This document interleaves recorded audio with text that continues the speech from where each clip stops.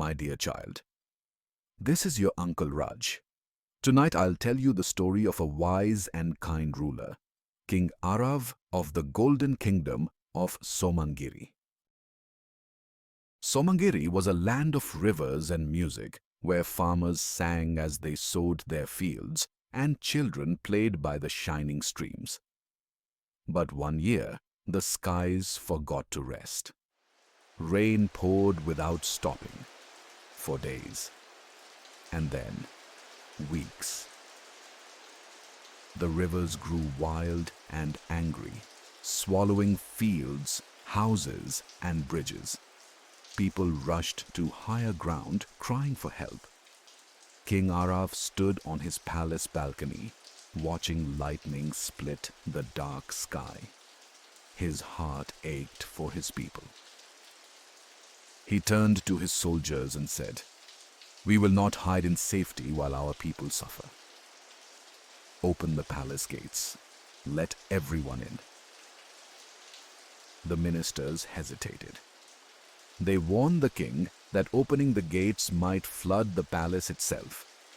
But Arav simply smiled and said, "A palace is only walls and gold without the laughter of its people. If the water enters, let it wash my throne, not their homes." The soldiers bowed deeply, moved by his words, and ran through the storm to carry the king's message to the villages. Soon, the sound of approaching footsteps filled the soaked courtyard. Hundreds of people holding children, animals, and hope. Soon, the great golden gates opened, and the people of Somangiri entered. Farmers, children, even animals seeking shelter. The grand halls of the palace filled with life. Carpets were rolled aside, fireplaces were lit, and the royal kitchens began to cook day and night. Queen Mira helped tie blankets around shivering children. The soldiers fetched dry wood. Even the royal musicians played soft tunes to calm the frightened. For 7 days and 7 nights, the rain kept falling. The palace, once quiet and royal, became a home for all. When the storms finally ended, the sun rose golden over the wet fields. King Arav walked among his people. The farmers bowed, but he shook his head gently. "You are my family," he said. "A king is not a king without his people." As months passed, the kingdom bloomed again. Children planted saplings where floodwater once flowed, and the farmers rebuilt their huts beside the shining rivers.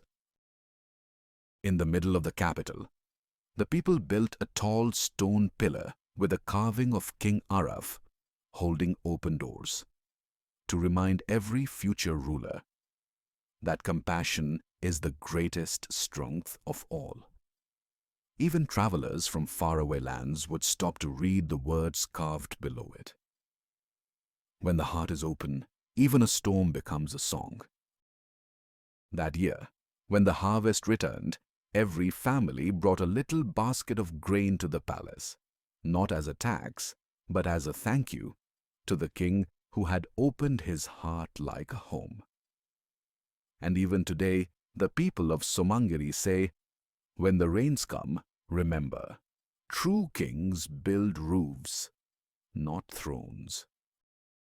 So, my dear children, our story has come to an end for today. I hope your heart feels calm and happy.